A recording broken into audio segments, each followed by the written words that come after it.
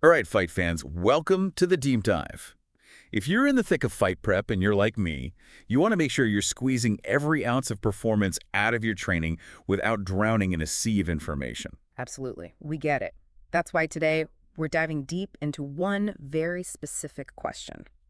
Should you stop taking creatine before a fight? Because, let's be real, for combat athletes, every bit of performance matters, and every gram of weight can make or break you. Exactly. You've got to be strategic. So in this deep dive, we've dug into the research, we sifted through the studies, and we're bringing you the need-to-know information on creatine. We'll cover what it is, how it impacts your performance, and of course, we'll address the big concern, water weight. Yeah, the water weight, that's the big one, right? Yeah. But before we get into the pros and cons, let's break it down to the basics. What exactly is creatine? So creatine, it's not some weird chemical concoction. It's actually a naturally occurring compound that's already in your muscles. Oh, so it's something our bodies already produce. Yeah, your body makes it from 3 amino acids: arginine, glycine, and methionine. Okay, so those are the building blocks. Exactly. And you can also get it from certain foods like red meat and fish. Makes sense. Now, how does creatine actually help us, especially when we're talking about those intense bursts of energy you need in a fight? All right, so think about it like this. You're in the ring, and you need explosive power for a takedown or to throw a powerful punch. Your body relies on something called ATP, which is basically your immediate energy source. ATP, right? Like the battery for your muscle. Exactly. But when you go all out, those ATP stores get depleted quickly. That's where creatine steps in. Creatine is stored in your muscles as phosphocreatine. So it's like a backup energy reserve. Precisely. Phosphocreatine helps rapidly regenerate ATP so you can keep those bursts of energy coming. So by supplementing with creatine, we're basically supercharging those reserves. That's the idea. You're giving your body more of that readily available energy, which means you can push harder and longer before hitting that wall. Okay, so that's the science behind it. Now let's talk about the tangible benefits for fighters. When we say creatine enhances strength and power, what does that actually look like in the ring or the octagon? Well, the research is really consistent here. Creatine helps you generate more force, which translates to more powerful punches, stronger takedowns, and greater explosiveness overall. We're talking like measurable differences in those key performance metrics. Yep, studies have shown that creatine can significantly boost power production, maximal strength, and even the amount of work you can do in those short, intense intervals. That's huge. But fights aren't just about single bursts of power, right? It's about maintaining a high level of performance across multiple rounds. That's where the endurance factor comes in. So creatine helps with that too. You got it. Think of it like this. Creatine helps keep your energy stores topped up so you can keep going strong even when fatigue starts to set in. You're essentially delaying that feeling of exhaustion. That's a game changer, especially in the later rounds. And not only that, but it also aids in recovery. Oh yeah, recovery is key, especially during those tough training camps. Absolutely. And creatine supports that in a couple of ways. First, it helps your muscle cells stay better hydrated, which is crucial for them to function properly. Hydrated muscles, they're happy muscles, right? Exactly. And second, studies show that creatine can reduce that dreaded post-workout muscle soreness. So we're talking less downtime and quicker bounce back between training sessions. That's the idea. It means you can train harder and more often without feeling as beat up. Now, here's something that might surprise you. Okay, I'm all ears. There's some emerging research suggesting that creatine could have neuroprotective effects. Wait, like protecting your brain? Yeah, it's a newer area of research, but there are some indications that creatine might help protect brain cells. Which, given the nature of combat sports, is pretty significant. Absolutely. While more research is needed, specifically in the context of combat sports, it's definitely a potential benefit to keep an eye on. Now, let's talk about the long game. Long game, what do you mean? Think about the benefits beyond the immediate fight. A lot of fighters focus on building lean muscle mass, right? Of course, it's crucial for strength and power. Exactly. And when you combine creatine supplementation with resistance training, which you're already doing, you tend to see greater increases in that lean muscle mass. So it's like a bonus boost to your muscle building efforts. Yep, and that extra muscle translates to even more strength and power in the long run, which, as we know, is essential for combat sports. Okay, this is all starting to sound pretty good. What about mental focus? Does creatine have any impact on that? I mean, staying sharp under pressure in a fight is just as important as physical strength, right? You're absolutely right. The mental game is crucial. And there's some research suggesting that creatine might play a role in supporting cognitive function. So it could help with things like reaction time and decision making. Potentially, yes, especially in those high-stress situations or after intense physical exertion. Think about the split-second decisions you need to make in the middle of a fight. While we need more research specifically on combat athletes, it's certainly an intriguing area. It really is. All right, so far it seems like creatine has a lot going for it. But now let's address the elephant in the room. Water retention. That's the big concern for fighters, especially leading up to a weigh-in. Right, it definitely is. And it's important to understand why it happens. So, creatine is osmotically active. Osmotically active, meaning? It means it attracts water and pulls it into your muscle cells. Oh, so it's like a magnet for water? Kinda, yeah.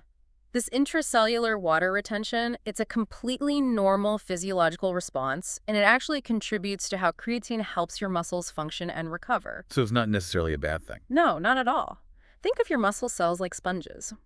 Creatine helps them soak up more water inside the sponge, and that water is important for muscle health and performance. So it's not just water weight in a negative sense, it's actually beneficial. Exactly. But I know what you're thinking, it can still affect that number on the scale. That's what everyone worries about. So how much water weight are we talking about?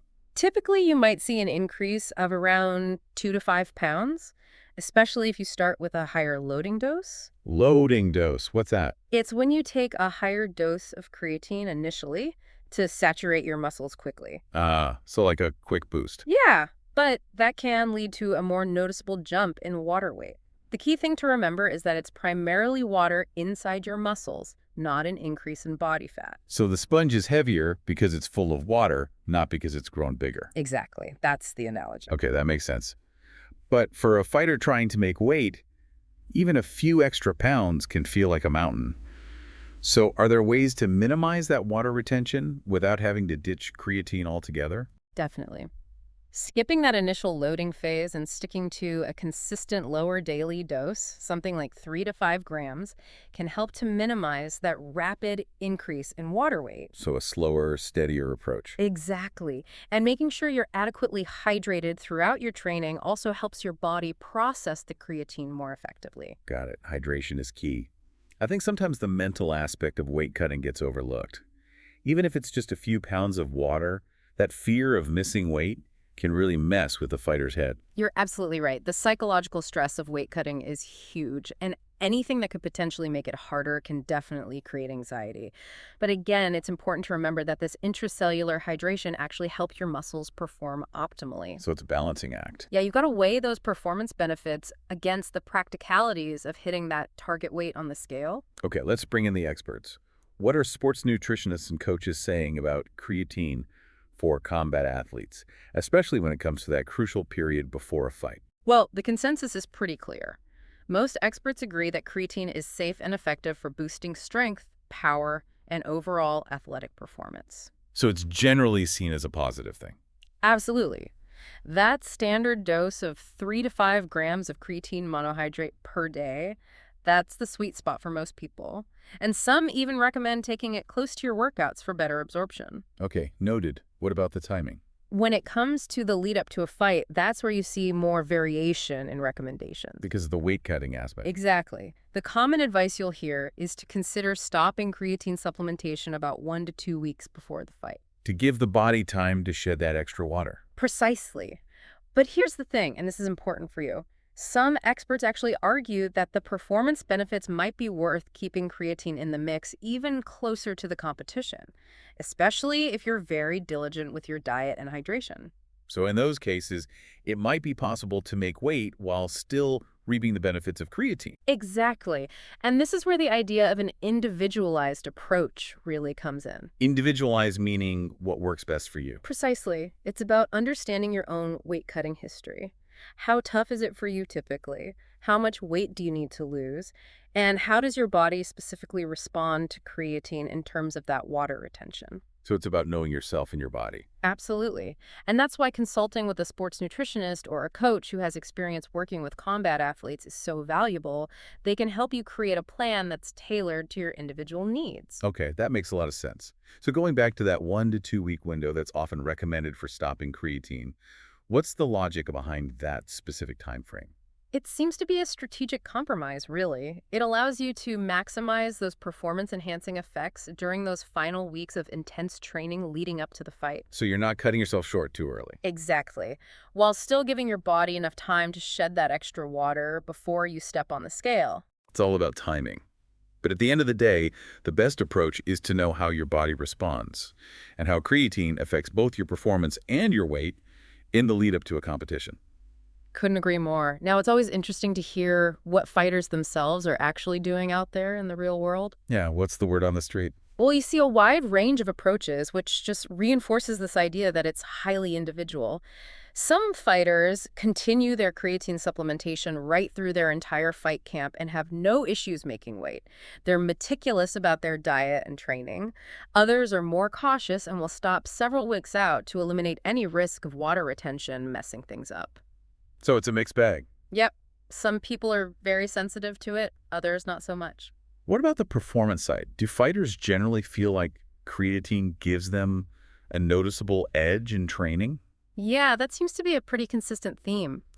Fighters often report feeling more energetic, recovering faster, and being able to push harder during training. So the benefits during training are pretty clear. But then it always comes back to that trade-off, the performance edge versus the potential difficulty of the weight cut. Which can be a tough call. It really can. And it seems like the amount of weight a fighter has to lose is a major factor in their decision. If it's a big cut, they're more likely to err on the side of caution and stop creatine early. Makes sense. Less room for error. Exactly. And the fact that you see fighters stopping creatine at all sorts of different times, if at all, just underscores the importance of individual experimentation. Trial and error to see what works for you. Exactly. You've got to find what works best for your unique physiology. There's no one-size-fits-all answer when it comes to this stuff. Okay, so let's break it down for our listeners. What are the potential pros and cons for you if you choose to keep taking creatine as you get closer to a fight? All right, let's talk benefits first. By staying on creatine, you're likely to maintain or even enhance those hard-earned strength and power gains you've built up during camp. So you don't lose that edge. Yep. Plus, you're more likely to maintain your endurance and work capacity in those later rounds, which can be critical in a close fight. Faster recovery between rounds is another potential plus, and let's not forget those possible cognitive benefits we discussed earlier. Okay, sounds good so far. But what about the downsides?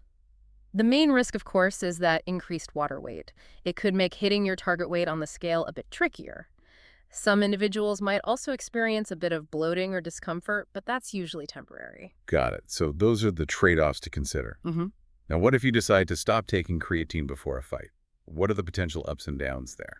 Well, the biggest advantage is that you eliminate the risk of that creatine-related water weight, which makes it potentially easier to reach your target weight. And that reduced bloating might be a bonus too. Sounds less stressful for sure, but there must be some downsides to stopping. There are. The main one is that you might experience a decrease in your strength, power, and endurance. Those phosphocreatine stores might start to deplete if you're off it for a while. So you might lose some of those hard-earned gains. Potentially, yes. You might also find that you're not recovering as quickly between workouts, and you might lose out on those potential cognitive benefits as well. So it really is a balancing act. Do the performance benefits of creatine outweigh the potential challenges with weight management, or vice versa? It's a personal decision. Exactly.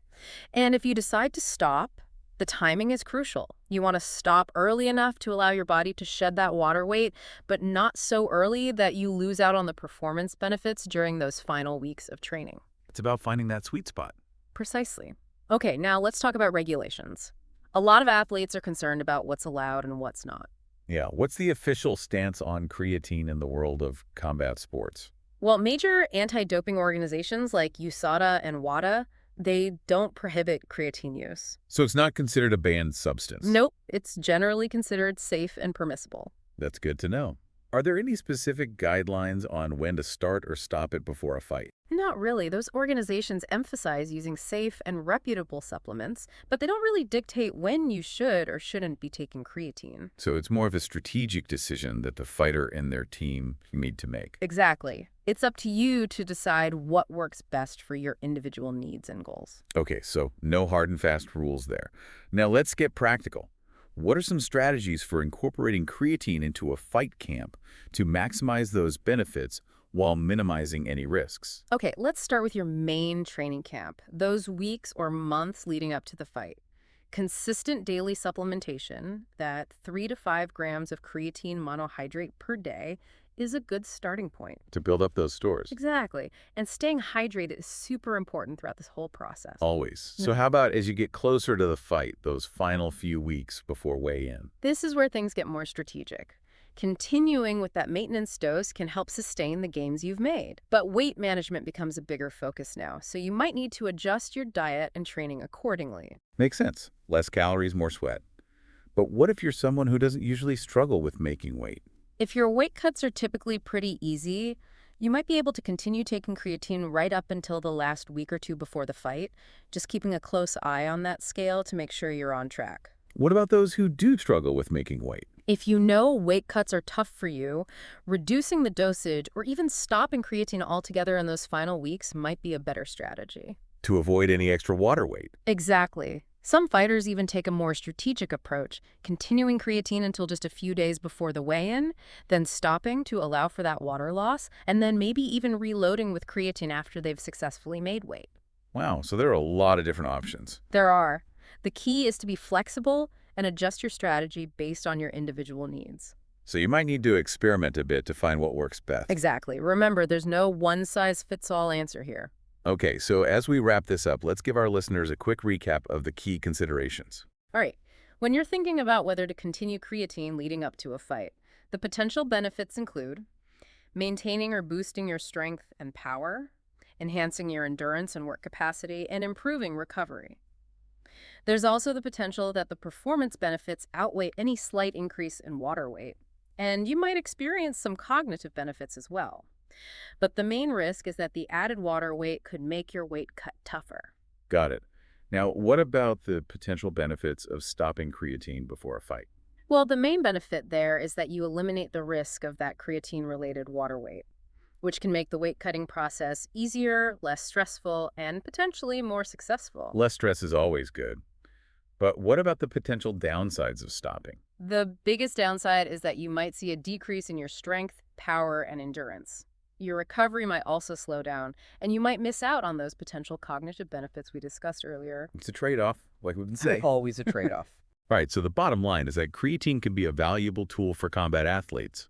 But the decision of whether to stop before a fight is a personal one. You got it. You have to weigh the impact on your weight cut against the potential performance benefits, and there's no right or wrong answer that applies to everyone. Exactly. It's all about finding what works best for you, your body, and your individual goals.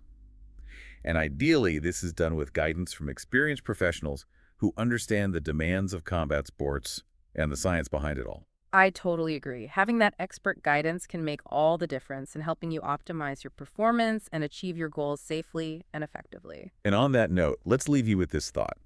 Even if you're not a fighter, think about any situation where you might be using a supplement or making a change to your diet or training that could affect your water weight. How would you weigh the potential benefits against any drawbacks related to that water weight? It's a great question. It's about being mindful and making informed decisions about your body. It's exactly. Understanding how your body responds to things and recognizing that there are always trade-offs to consider is essential for making smart choices that support your overall health and performance. Thanks for listening, everyone.